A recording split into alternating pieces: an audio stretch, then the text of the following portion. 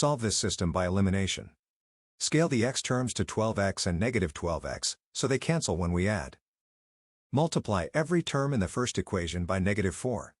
Multiply the x term by the same factor.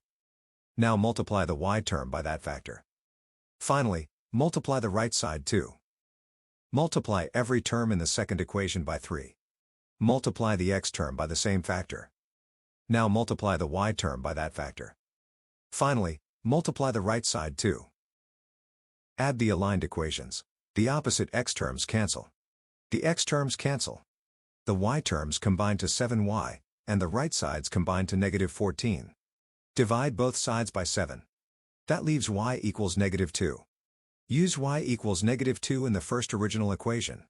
Replace y with negative 2. The remaining x term equals 3. Divide both sides by 3. X equals 1. The solution is x equals 1 and y equals negative 2. It makes both original equations true.